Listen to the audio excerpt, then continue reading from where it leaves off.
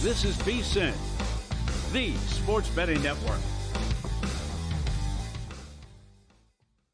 The numbers told the story, they always do. It's one of those idiots who believe in analytics. This is a numbers game with Gil Alexander on VSiN. Good Tuesday morning to you. It is a numbers game at VSiN, the sports betting network, VSiN.com, Game Plus, iHeartRadio, YouTube TV. I say it slowly today because I want to let it breathe. I want people to soak in all the ways you can get us.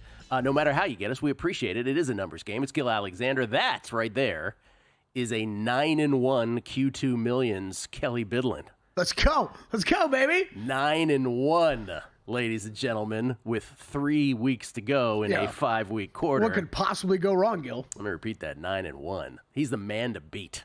What's the prize for the quarter? I don't even check. I did that stupid thing and actually looked up the standings this morning. Oh, why'd you do that? Not even close. Are you kidding? There's like 37 people that are 10-0. Oh, is that right? Yeah, I think that's what it was. You're toast. You're never winning. What's the prize for a quarter in millions? I don't know, like 150? Something like 150K, something like that? It's low six figures. Are there really 37 10-0s? Yeah. Oh, that's too bad. I thought you had a shot. I didn't even know where to guess. I was guessing in my head like 20, 15, 20. But again, it's too early anyway, right? I'm just sort of saying it facetiously. Oh, of course, yeah. A week from now, maybe one can start thinking about it. I won't get excited until I'm 4 weeks into it. He does that by virtue of the Bills' win over the Jets yesterday. We'll talk about that momentarily. On the show today, Drew Dinsick to talk NFL Week 6. In the rear view, Week 7 coming up, what he's bet already. Will Hill with all his plays. Paul Sporer on the championship series in Major League Baseball, which are now in full swing. See what I did there? With the Yankees up 1-0 on the Guardians, and now the Mets and the Dodgers knotted up at 1 game apiece. Let's go, Metropolitans. And all you Mets-starved fans out there who are looking to get back to the World Series for the first time since the year 2000. And a little fantasy with Todd Wright. How about that today? That's right. Todd Wright, the greatest sports talk radio host there ever was. All night with Todd Wright back at ESPN Radio back in the day. He has his own fantasy podcast. By the way, Todd, who lives in Tampa, we got to ask him about Hurricane Milton and how that went down for him. He's okay. He'll talk fantasy with us today. About that game last night, the football game that is, between the Bills and the Jets. I, too, had the Bills. Listen, guessing lines has done wonderful things. People could say whatever they want, but that exercise works beautifully. Mm-hmm. You and I are combined 17-3 this quarter, doing it that way. This game last night, if you missed it, let me just start by saying this. This became, I don't want to be prisoner of the moment, but of all officials-driven, unwatchable games, meaning that it was a flag fest, this might have been the worst one I've ever seen. Yeah, completely agree. It might have been the worst just sort of intrusion on a football game. Not saying that some of it wasn't justified, but I want to go back to the beginning of this game because there's so many little things. First of all, the Jets are up 3-0. Jets are up 3-0. The Bills go on this long drive, 9 plays, 70 yards, where 8 of the runs were for 61 of them. It was Ty Johnson for 12. Then it was Ray Davis out of Kentucky for 3, 14, 6, 5, 15, and 5. Just up the gut, right? The drive was so dominant, and you figured, oh my God, the Bills are going to do this all night. And then they kind of went away from it the rest of the night. But anyway, Bills went up 7-3. Jets came right back with the long drive of their own. Rodgers to Wilson from 5 out, and that made it 9-7. And then did anybody, they didn't make a big enough deal about this. Joe Buck and Troy Aikman. Did everybody just decide that extra point was good? Because that extra point looked completely off to me. Yes. And they're like, it's good. I'm like, what? And it was not one of those optical illusion ones. It was way off to me. Yeah, I screwed up later in the game as I was trying to count up all the missed kicks, and I had miscounted that one. This one they gave dessert line, so it's 10-7 Jets. This is late first quarter. I'm like, how is that good? Later, Buffalo, on the strength of a Allen to Ray Davis 42-yard play, they end up with a touchdown. At the end, Mac Hollins from 8 out, 10 plays, 90 yards. Oh, that was that end zone throw from Allen. That was ridiculous. That was amazing. 13-10. They do miss the extra point. Bass could not make it. He was wide on this one. So now the kicking woes, you're already like, okay, that was interesting. That might have been 2 missed extra points. It's 13-10 Buffalo. Later, Buffalo takes over at their own 20 with 2:49 left, same score, 2:49 left in the second quarter. They have a double dip opportunity, up 13-10. They do, in fact, go 10 plays, 80 yards. Allen to Knox from 12 out on a 3rd and 11 at the Jets' 12. It's 20-10 Buffalo with 21 seconds left in the quarter. And then Rodgers does a Rodgers thing, his 4th career Hail Mary. It's ridiculous. To Lazard from 52 out. 20-17 Buffalo at the half, and you're like, wow. If you're a Buffalo backer, you're like, really? Did that just happen? Especially, I mean, like, instant takeaway. Like, did you think that was a catch? You know, the way the guys ripped it out at the end, I was like, okay, well, obviously that didn't get caught. Well, from our angle, it looked like there was a catch, and then there was a delay. There was like a beat before the ball appeared. So I did wonder. I was like, did he catch that? And sure enough, the reverse angle showed that he did. Yeah. So 20-17, Buffalo then gets the ball, as we talked about. They would have had a double dip opportunity, but for the Hail Mary. They get a Tyler Bass 47-yard field goal try. That is wide right, because apparently MetLife is now the worst place to ever kick a field goal. Yeah, the wind was weird, right? Because the pregame it was windy. They were talking about the wind, but what cracked me up is it felt like half the time they showed these missed kicks, you know, the flags at the top were just dead. They weren't even moving. So you're like, is there wind? Are they overcompensating for the wind? What's going on here? Get Lombardi on the phone so he can violently disagree with me about the wind about the wind direction. So anyway, it's still 20-17 because Bass misses that. That was set up by Allen to Samuel for 38, by the way, which is a great play by Josh Allen. Then the Jets 3 and out, but Epinesa ruled for a body weight call sacking Rodgers, which is just criminal. I mean, they might as well have flags on their bodies at this point. So that extended the drive. Of course, it leads to a Zerline field goal, 20-20. That was a 22-yard chip shot. And then after Buffalo 3 and out, Zerline gets it. They get it back in field goal range. Zerline 32-yard attempt, no good. Hits the left upright after a would-be touchdown was nullified by a hold. That hit the outside of the upright and bounced wide. This is the last minute of the third quarter, so it's still 20-20. Buffalo's ensuing drive, false start, illegal formation, unsportsmanlike, 3 and out. Then the Jets get a Zerline 43-yard field goal try. That bangs off the left-right again, this time off the inside of it this time. That misses, so it's still 20-20. Buffalo gets a chip shot Tyler Bass 22-yarder to make it 23-20 with 3:43 left. And an unsportsmanlike on the Jets ensues after that field goal. But instead of the Bills mortar kicking this to actually force the Jets into bad field goal position, they stupidly just kick it into the end zone. I just don't understand why teams do that. Like, you have the opportunity now with that penalty to do something with that. They don't.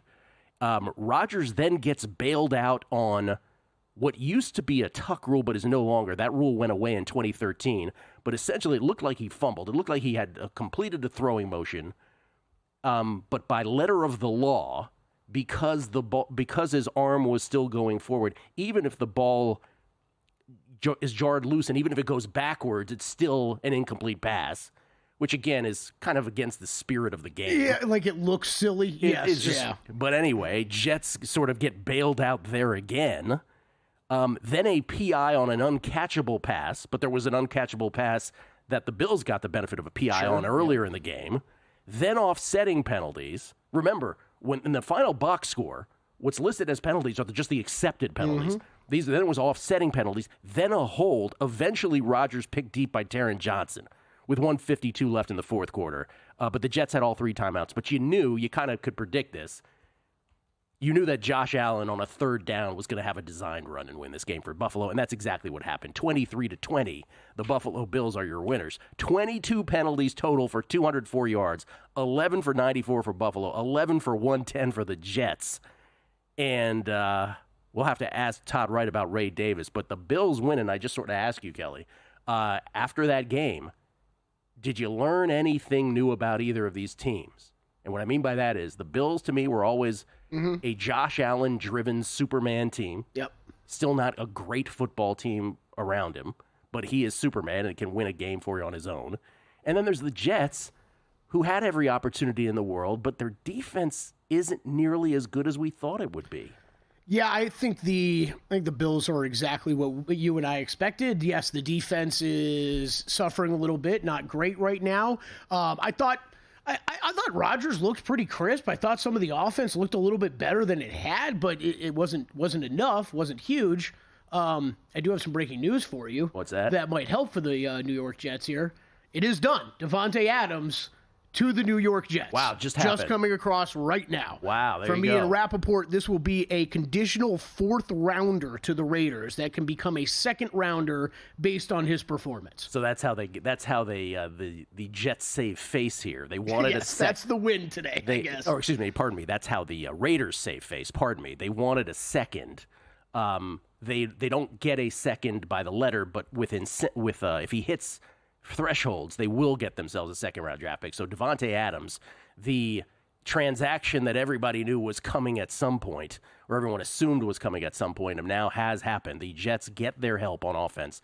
As I was saying before the game last night, it only seems like Aaron Rodgers has chemistry with his former Packer teammate Alan Lazard.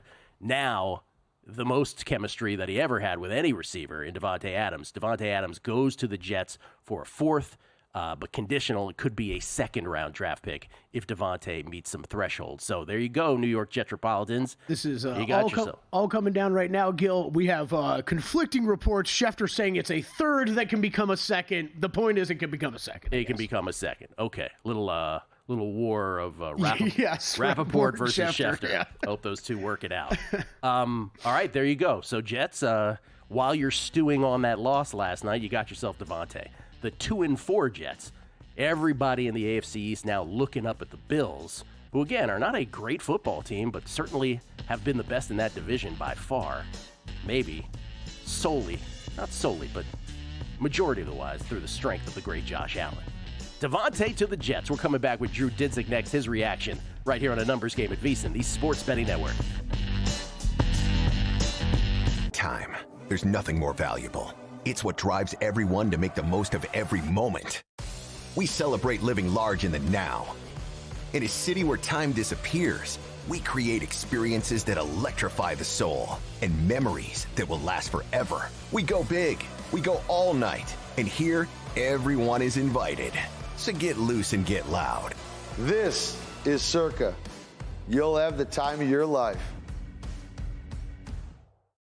Coming up Tuesday on Follow the Money, we recap Monday Night Football. Look ahead to Game 2 in the ALCS. Jensen Lewis on the program. Also, Jeff Davis to talk hockey from Circa. And Paul Stone college football picks. Follow the Money weekdays, 4 to 7 Eastern on VSiN, the Sports Betting Network. Want to see who at VSiN is on a hot streak? Go to VSiN.com/picks to see all the selections and weekly leaderboard of VSiN hosts, writers, and guests. Become a VSiN Pro subscriber and get every pick sent to your inbox daily. Just head to VSiN.com/pro. So, Paulie, have you had a chance to read the VSiN Daily yet? Yeah, came in at 3 a.m. What's Bill doing up that late? Well, rumor has it, it starts off with a 12-hour meditation session. Then he just pours himself over film and live TV, really focusing and taking it all in.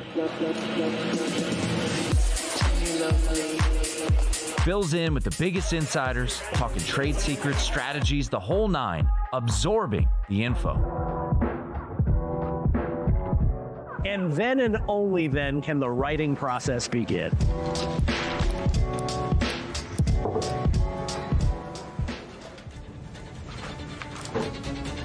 In Las Vegas, Bill's Late Night becomes your early morning. Wake up to the very latest betting insights in your inbox with the VSiN Daily.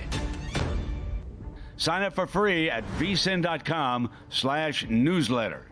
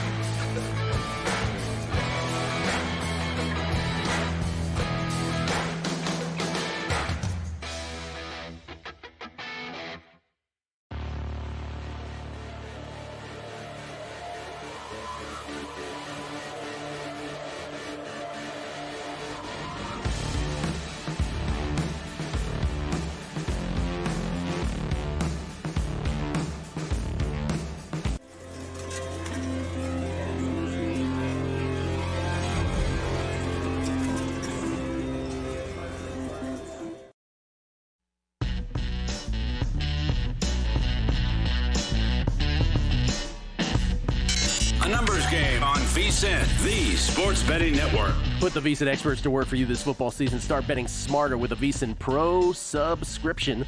Sign up on a VSiN Pro annual subscription today. Get your first year for only $199. Just use promo code ANG. Get full access to everything we do. That includes daily best bets, top-rated betting systems, 24/7 video access, betting splits to show you where the money and bets are moving for every game, plus our all-new NBA betting guide.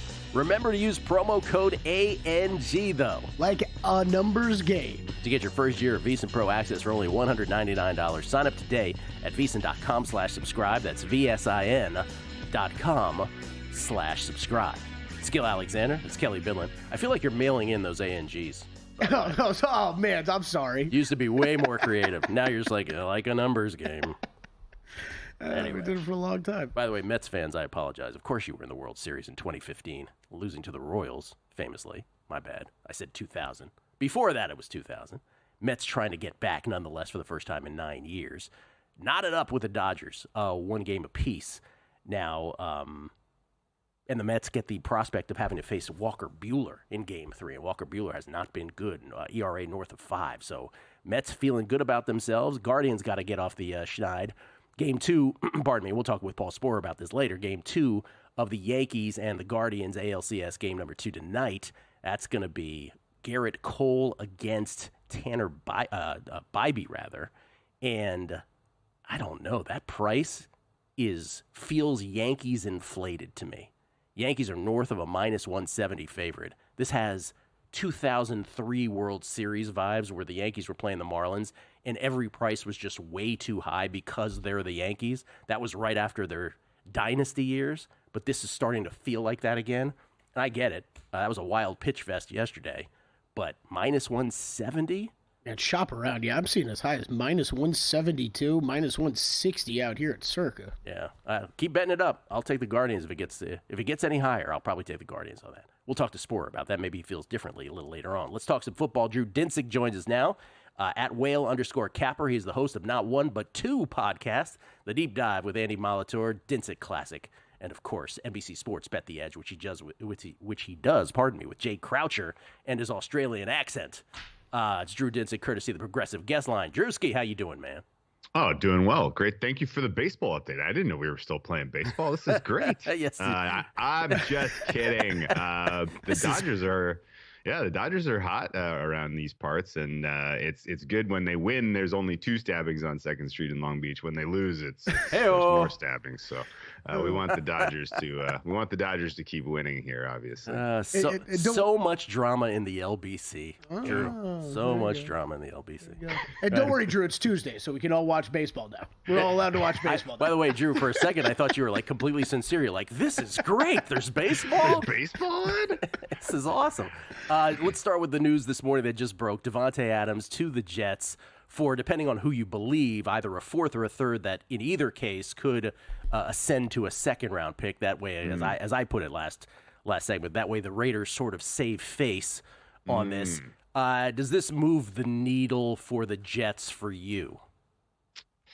Well, it's a positive, but I don't know. I mean, is he gonna run block? Is he gonna play linebacker and do a better job of tackling? He is not. Is he going to play? He's going to step in for Tyron Smith and play left tackle so that Aaron Rodgers' blindside has a little better protection. No, he's going to kind of fill a little bit of a. I mean, it's not a redundant role. He's going to be a huge upgrade over what Mike Williams was providing for this team, which was a big old pile of nothing. And I think Adams obviously has elite chemistry with Rodgers that should be rekindled in a matter of weeks, I would assume. Rodgers and Gary Wilson have had a pretty budding, a budding relationship themselves, I feel like, this season. So hopefully that doesn't get disrupted. But, the issues with the Jets are much deeper than just needing talent in the offensive side of the ball.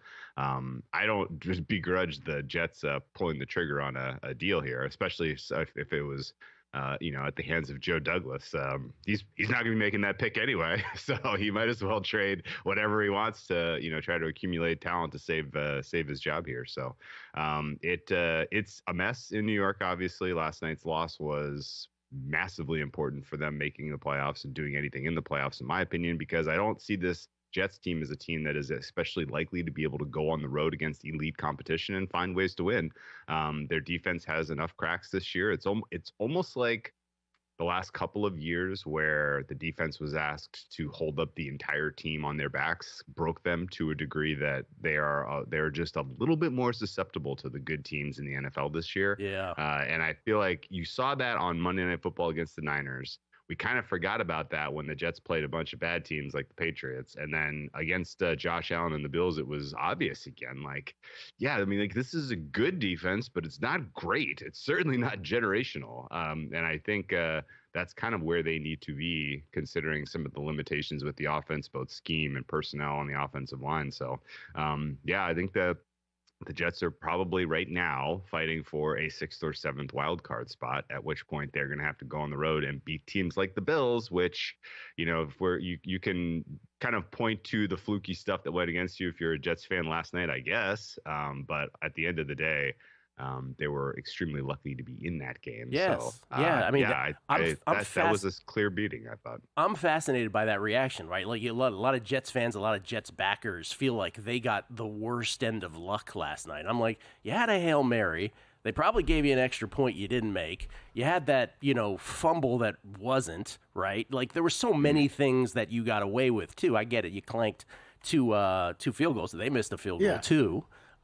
So yeah, it's an interesting reaction. And also, beyond everything you're saying, which is 100% true, while everyone in the Aaron Rodgers Achilles thing, right? Like, oh, he could have played last year. And then this year, like, the same people that said that are like, oh, the Achilles might hamper him this year. No, none of that is true. He couldn't have played last year. The Achilles is not hampering this year. He's playing like a quarterback that is going to be 41 years old, right, in December.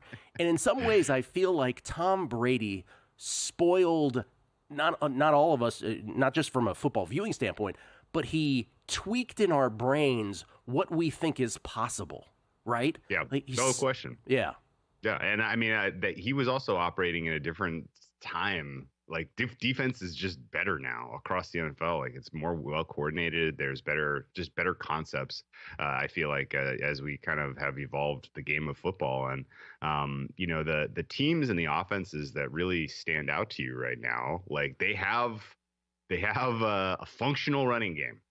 And in some cases, it's so good so early in the game that it forces the opponent to adjust their defense in order to have any chance at kind of getting the other team off, getting the offense off the field. And that has opened up opportunities in the passing game. This is very, very obvious when you watch Ravens, when you watch the Detroit Lions, and it absolutely kind of forces the opponents to, kind of pivot on their plan A in terms of running defense and give them what was used to be sort of the way teams did consistently run defense, with more base and more heavy personnel and more people, more bodies in the box. And so if you are stuck like the Jets, where your running backs are getting half a yard before contact, you're in trouble. It doesn't matter how good Aaron Rodgers could. That's right. He could be performing at a Tom Brady 41-year-old level. If he had just avoided tomatoes instead of taking ayahuasca, he could be doing the 41-year-old Tom Brady thing out there. And it wouldn't matter right now because the running game is absolutely useless.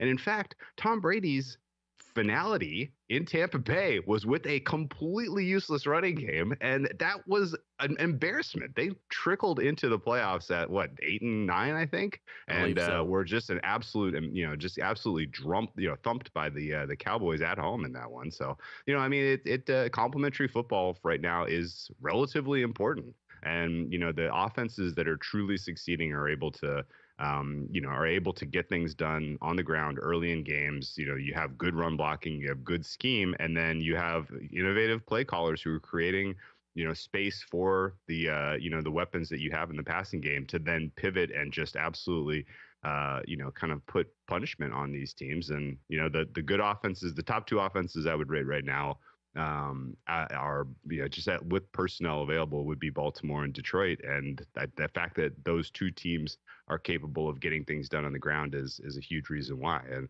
I'm assuming when Christian McCaffrey comes back for the Niners, they're going to be in that conversation as well. I'm assuming as Green Bay continues to kind of find their feet, they're going to be in that conversation with that O-line playing out of their minds and Josh Jacobs looking like the guy from 2 years ago. So there's an elite group at the top that has, kind of solid complementary football that I think you really have to pay attention to right now offensively. Real quick, because I want to get your Week 7 picks after this, but in 20 seconds, if the Jets have their level, doesn't it feel like the Bills do too? Like they're a division winner who's going to make the playoffs, but let's not get crazy kind of thing after that? Without question. Yeah, absolutely. I mean, this is a team that you're going to have really, really, really hard time going to the futures window and pressing the button on. That Sean McDermott still makes some decisions that are head-scratching in game. Josh Allen still has plays where it looks like wants to do something crazy, Josh Allen, and I think the defense has taken a monumental step back in terms of just not having healthy personnel, and that's gonna ultimately doom them, I would assume. Drew with his Week 7 picks on the other side. It's a numbers game at VSiN, the Sports Betting Network. And they're off.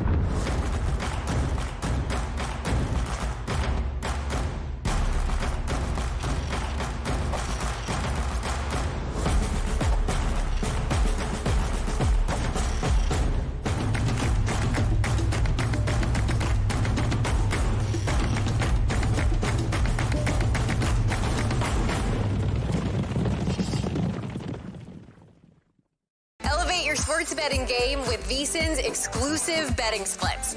Stay ahead with real-time market trends and track bet percentages on any matchup. Then uncover the edge by comparing them to the amount of bets placed to find out where the sharp money is headed. Upgrade to VSiN Pro to access betting splits, live odds, line moves, power ratings, and in-depth game analysis. Go to VSiN.com/pro to join VSiN, the Sports Betting Network.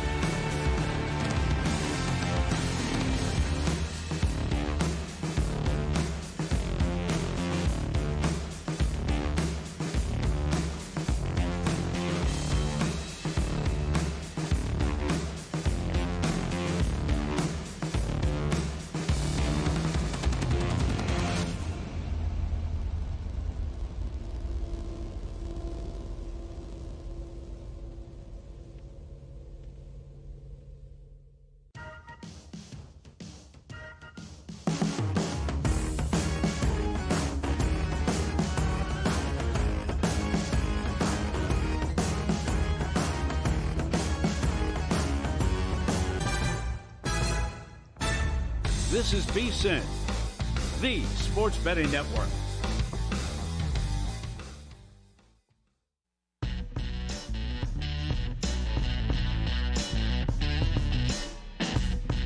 A numbers game on VSiN, the sports betting network. Back on a numbers game, live from Circa Resort Casino, downtown Las Vegas. Gil Alexander. We get tweets at Beating the Book. D-Gen Southern Gent.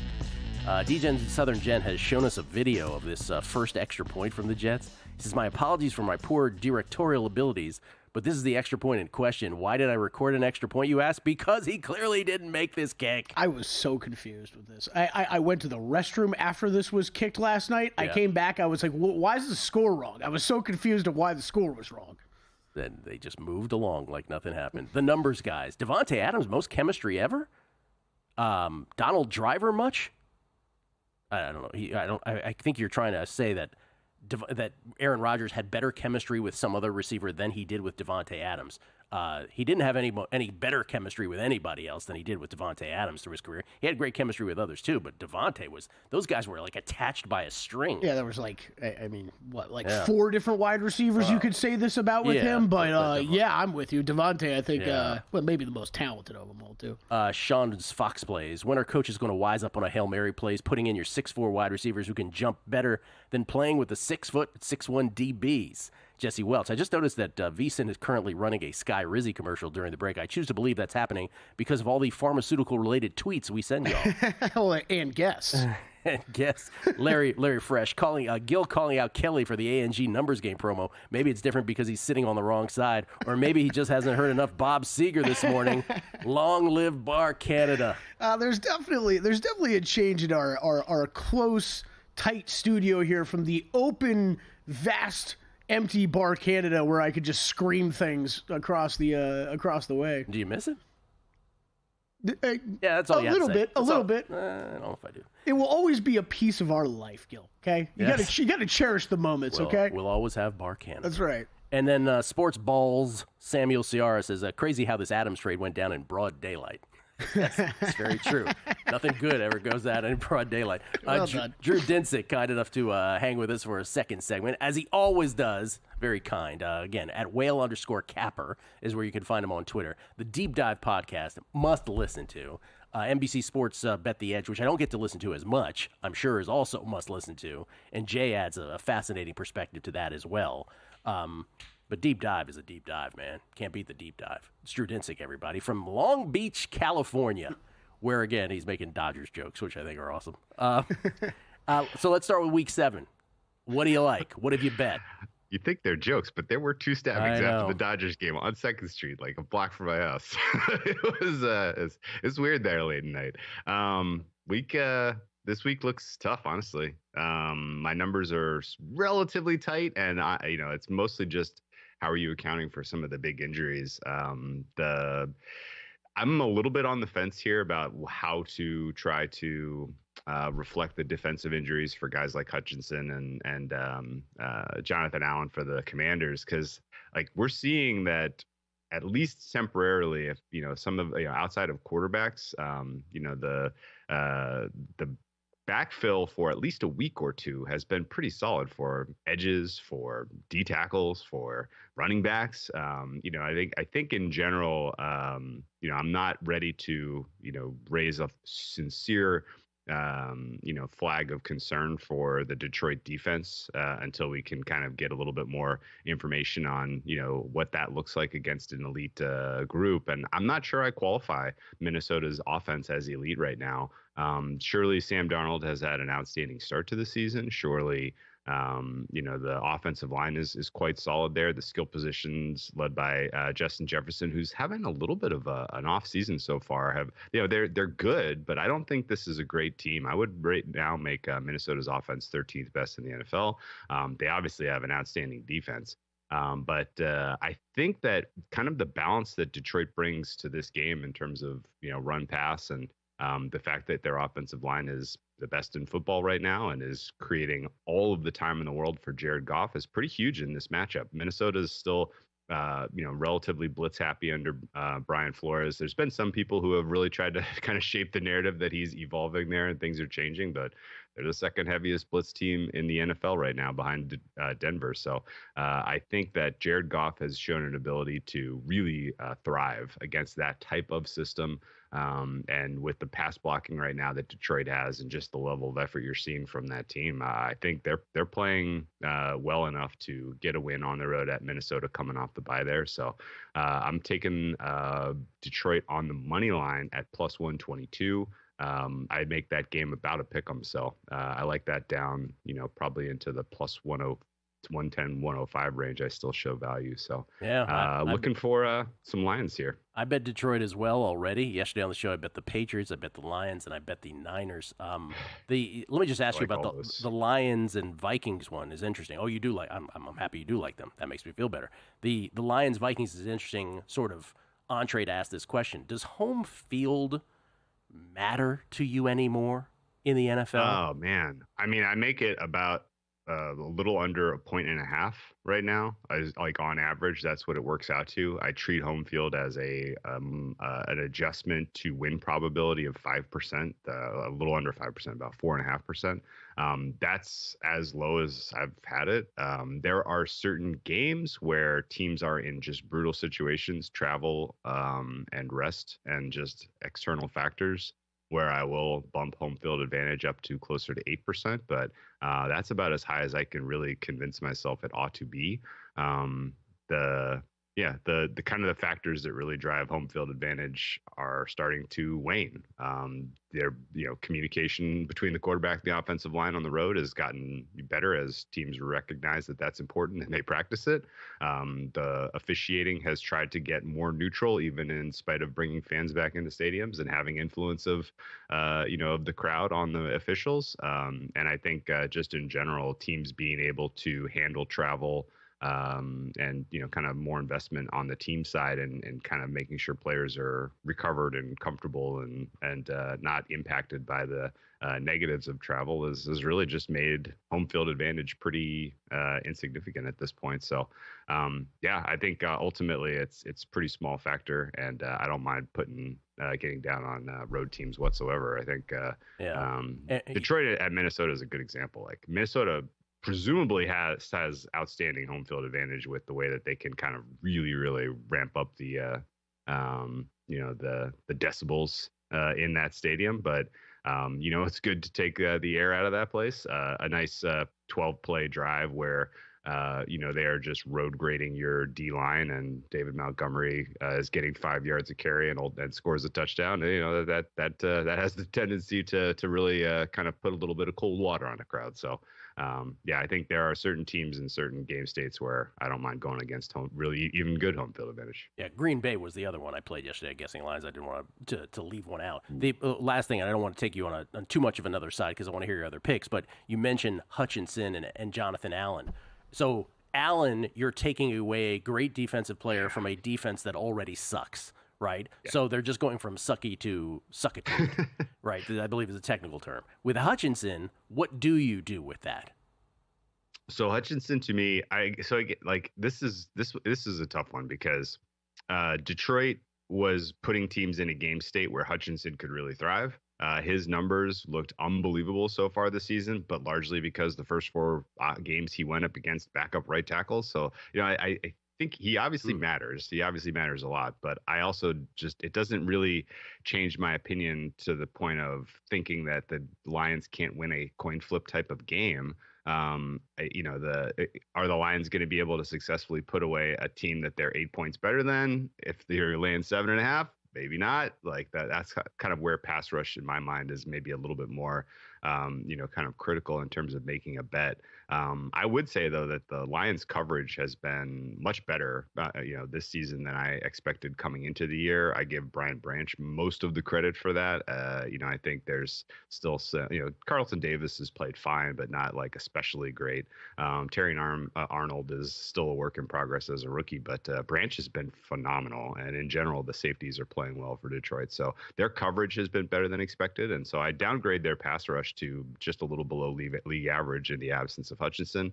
But again, for me, I make the Detroit's a top rated offense in the NFL. And, you're going up against a defense in the Vikings here that loves to blitz, and Goff eats that alive. So happy to be involved with Lions at this kind of price point. If you would, could you rapid fire the other picks that you've made or the other bets? Sure. Agree with you on Patriots. I played the 6. I don't get that at all. My fare is 3.3. So yeah, not even close. I played the San Francisco 49ers. I like laid out. I actually sold out to 2.5 there. I thought about waiting later in the week because Kansas City always tends to take money and maybe get a little bit better price, but I don't think it's really going to get that much better than it is right now. So Niners for me. And I like the New York Giants plus the 3 points, expecting Neighbors to come back.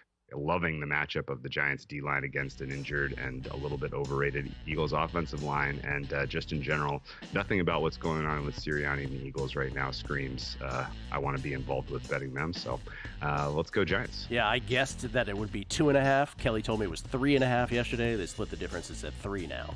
I'm with you. Should never have been more than 3, that's for sure. Thank you, Drew. Appreciate it, man. Hey, best luck, you guys. Drew Dinsick, everybody, at whale_capper. Kelly and I take a look at some awards markets next. In the heart of downtown Las Vegas, a sports oasis awaits. Stadium Swim, the ultimate outdoor amphitheater, built for the ultimate sports fan, with a colossal screen that brings the game closer than ever. Reserve a daybed, private cabana, or lounge in the center of it all. 6 pools to dive into as the game heats up. And the best part, there's never an off-season.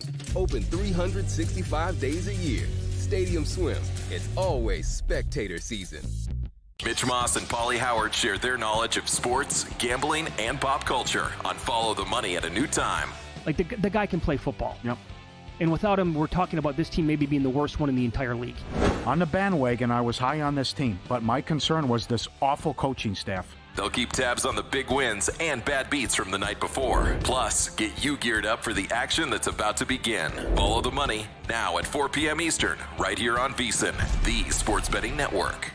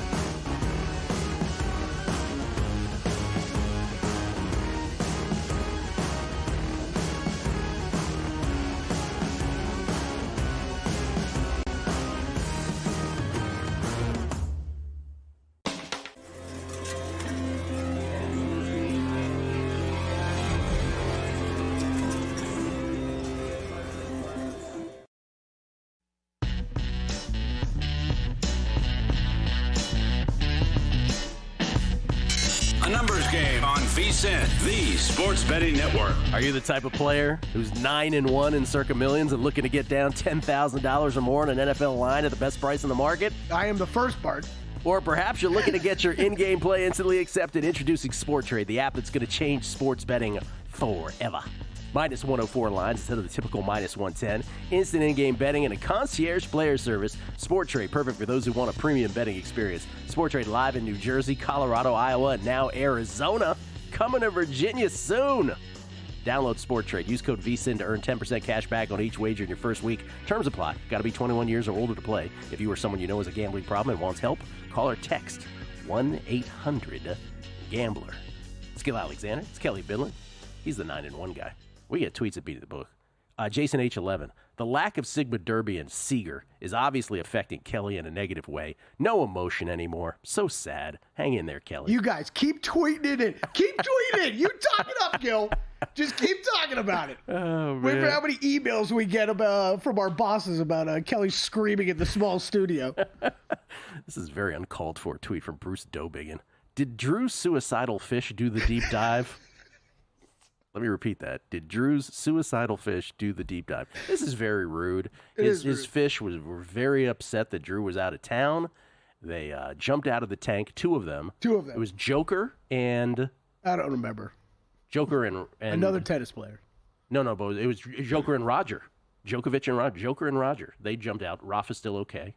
And Drew was very sad about it. And he had such a good line, too. He was like, the second fish, it was the shortest version of Finding Nemo ever. Hey-oh.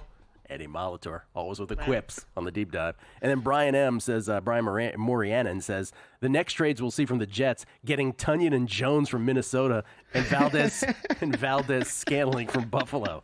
Yes, as Aaron Rodgers tries to remake the old Packers in New York. That's the joke there anyway. All right, you want to do some awards here? Yeah, let's do that. All right, let's get a heat check on some of these NFL awards markets. I'll let you guide us through this. I feel like I'm forgetting one or two like obnoxious receiver connections in Green Bay too, and I'm very upset with you about telling me about this Ravens Commanders fan fight. Okay. Let me just explain this. Yeah, so there's a video going around. So after the Ravens Commodores game.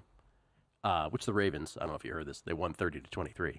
There's a Ravens. How is this not part of the guessing lines recap yesterday? There's a Ravens fan who just decides to assault any Commodores fan, and he identifies them because they're wearing Commodores uniforms, right? He like WWE calls them over. So and he's screaming the whole time. He goes, "I don't lose." Well, buddy, you lost because you're going to jail and you're going to pay big money. I just don't understand what's happened. And I was telling you, like, and I'm going to sound 1,000 years old, but I mentioned this to Wishnev. When growing up at RFK Stadium, best fans in the world, right? And Wishnev, he could say Pittsburgh fans are the greatest. But when there was a fight in the stadium when I was a kid, entire sections would stand and look over at the section in which this was happening because it was such a rarity. This is at RFK. And Todd says, I remember that happening in Pittsburgh, too. Entire sections would stand. Now you got some rando outside of a game thinking this is the most important thing in the world and he needs to physically assault people. Like, what's going on here, man? I don't know. It's gotten way worse, though. That's for sure. What's happening to this country? Anyway. I'm trying to think. I mean, the last Dolphins game I was at was probably like 15 years ago, so it's not like it was that recent. But, yeah, you'd get fights that break out. It's always like Dolphins fan versus Dolphins fan, of course. Like they couldn't like somehow get in an argument with the Jets fans that were overwhelming in the stadium. Also, Drew brings it up, and he wasn't joking, right? The violence of like this Dodgers fans, and we're talking baseball. Yeah, now. We're talking baseball, right? There was a Giants. Not football. Not football. We're talking baseball, right? There's a Giants fan who's paralyzed, right, from years ago, from being in the parking lot at Dodgers Stadium. That was terrible. Like, I just don't understand how we've gotten to this. Anyway, it's a whole other subject. Can we look at some awards markets? Not a game. Not a game. Practice. Not football. Baseball. Right. MVP, Patrick Mahomes, still your short shot, plus 360. Yeah. He's really good. Josh Allen, also really good, plus 475. Please give your commentary on all these guys.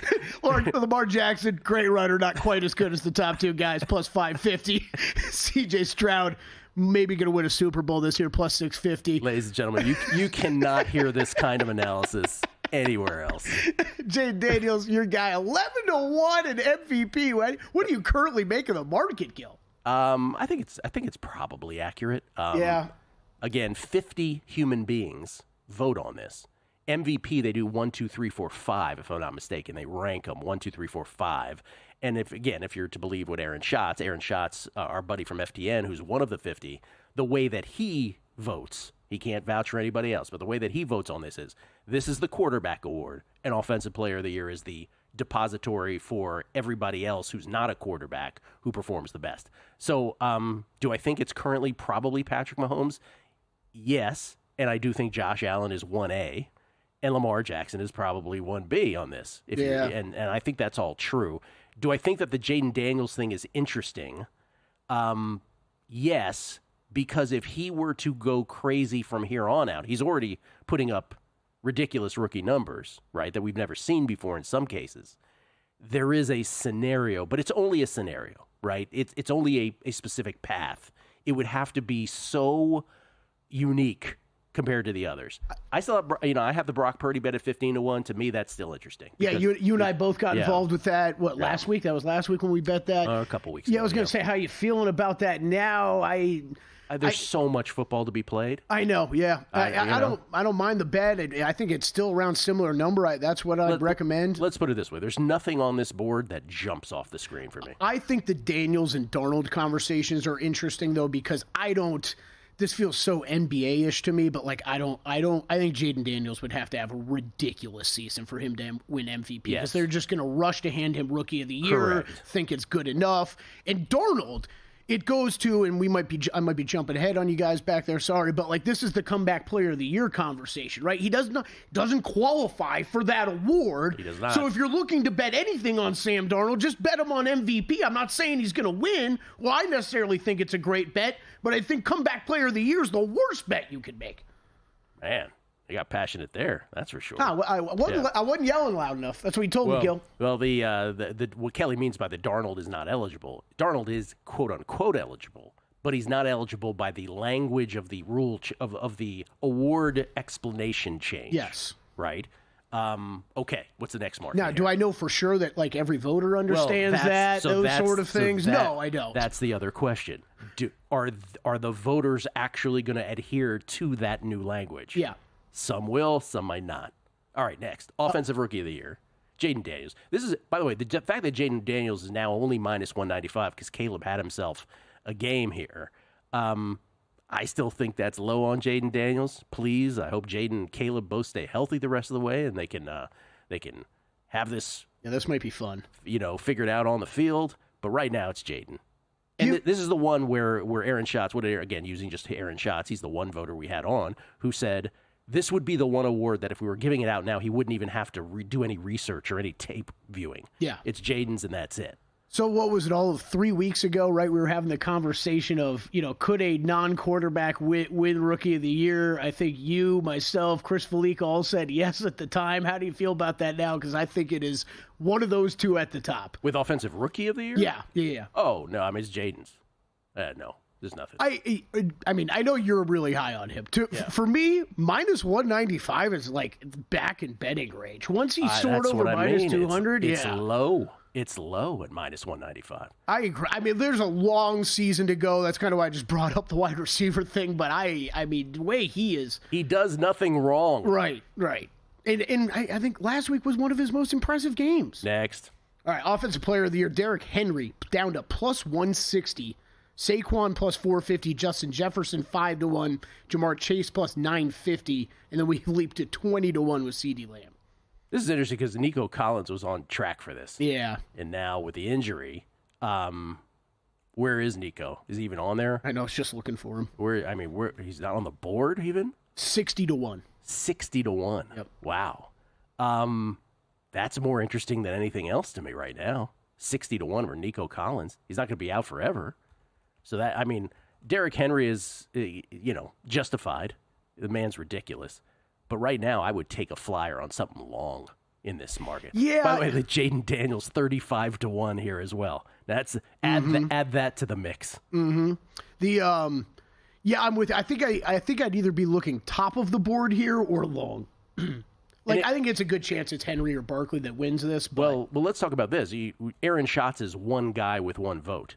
Let's say the rest of the voters, or a majority of the voters, don't adhere to his whole thing of, well, Offensive Player of the Year has to be a non-quarterback. If that's the case, Josh Allen at 30-1? Yeah, no, I like it. Because can Josh Allen have as good a year as he's having, and if he doesn't win MVP, go award less? That would be kind of a crime. I mean, I would freak out.